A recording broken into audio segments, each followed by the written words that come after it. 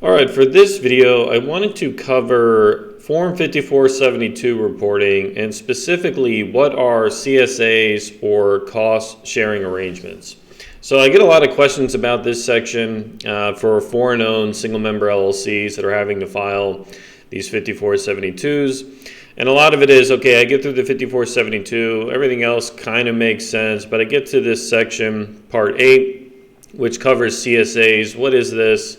Does it apply to me? Am I answering no to everything? Do I have to fill something else differently? And so that's what I'm going to address in this video. Now, a bit of background. The Form 5472 is filed by reporting corps, and this also includes foreign-owned single-member LLCs that are disregarded. So you really see this filed in one of three contexts. So the first one is if you actually have a U.S. corporation. So you're filing a Form 1120, you're reporting your income, expenses, you're paying tax in the U.S. because this is a U.S. taxable entity. And then you have to include a 5472 to report any shareholders that own 25% or more of the stock, or if you have any related party transactions with foreign parties, okay? The second one is if you have a foreign corporation that is engaged in U.S. trade or business. So if you have a foreign corporation, let's say it's a Bermuda entity, it's engaged in trade or business in the U.S. and it has to file a Form 1120-F and report the income, pay the tax, and that entity has foreign, so non-U.S. owners that are shareholders. Then in that case, you would do the 1120-F and you would have a Form 5472. Now the third one is, and that's the subject of this video, which I want to kind of elaborate on, is the foreign-owned single-member LLC that's disregarded. So if you have a form, a U.S. LLC with a foreign owner and it's disregarded, you've got to do the 5472 and include a pro forma 1120. So now let's move back onto the CSA issue. So what is a CSA? Well, you find the questions in Part 8 of the Form 5472, and the best place to start is obviously look at the tax code, right? So if we specifically drill down on the Treasury regs, so in 1.482-7A, A1, it says that a cost-sharing arrangement is an agreement under which the parties agree to share the costs of the development of one or more intangible assets, right? So they're creating an intangible asset, and they want to share the costs in proportion to the benefits that each party are going to derive from using that asset. That's effectively what's going on here.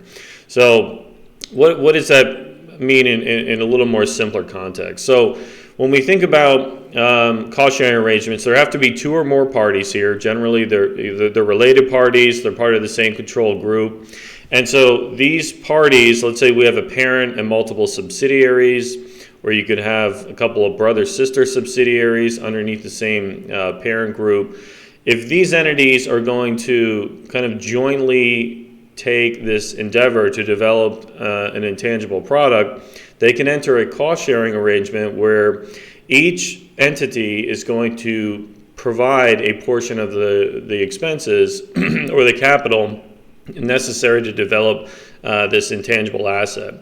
Now, the IRS is kind of particular here. What they want is this should be an arm's length transaction, meaning that if one party is going to benefit, let's say 10% from the project, then they should only be putting in 10% of the cost, right? So a lot of it kind of makes sense, right? Put in the amount of capital that you think you're going to derive in proportional benefit. Now, when we think about the single-member LLC for with foreign owners that are disregarded, this should be an obvious question, right? Ask yourself, okay, is this the only entity I own? I have no other affiliated entities, and obviously because I have no other affiliated entities, I can't have related parties entering a joint venture here to create this cost-sharing arrangement, right? We're not developing any intellectual property, no intangibles, and so we just don't have any kind of CSAs because our structure doesn't even permit it.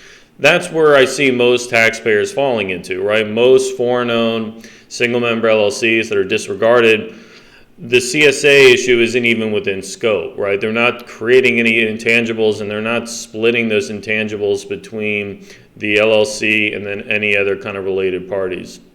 The other thing to note here is that the CSA issue really only also comes into play if it's a taxable entity, right? So the reason why that this is such an important issue is because a lot of entities will take deductions for the expenses that they're incurring as part of this CSA. If you're a foreign-owned, disregarded LLC and you're not subject to tax anyway because you don't have any U.S. trade or business, you have no ECI, then this is also kind of a moot issue.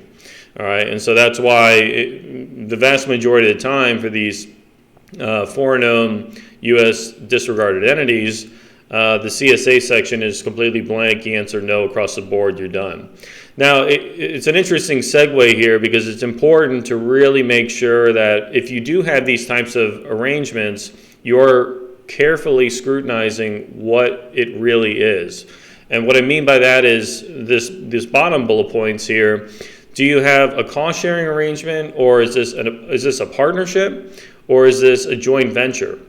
Right, and the reason why you have to ask yourself these questions is because that will change the tax impact of how all of this is reported.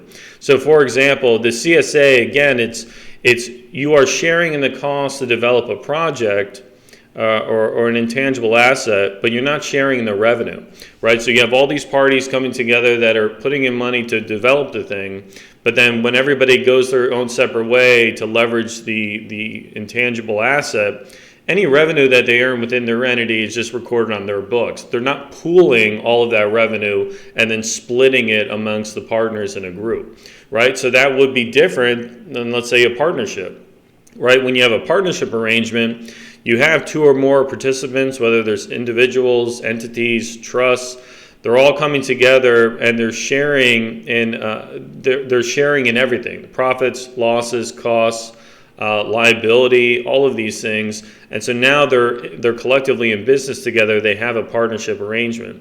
And the reason why that's significant is because once you have a partnership, whether you actually created a partnership under state law, so like an LLC or a limited partnership, you can have a partnership created just purely on a written or verbal agreement, right? So if you have a partnership arrangement, verbal agreement, believe it or not, if that's a U.S. partnership, you've got to file a 1065 for that.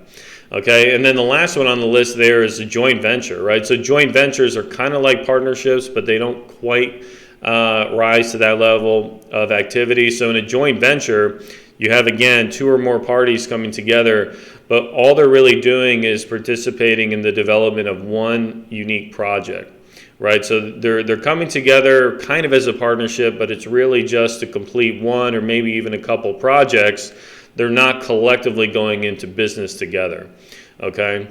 So that's why when we talk about cost-sharing arrangements, it can't just be focused on that one alone. We have to ask ourselves, okay, what is really going on here?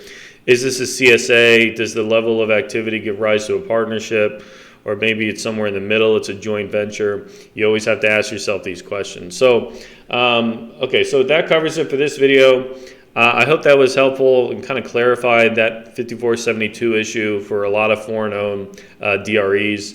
If you have any other questions about Form 5472 or CSAs, joint ventures, please feel free to leave me a comment below, and happy to answer any questions I can. All right, thank you.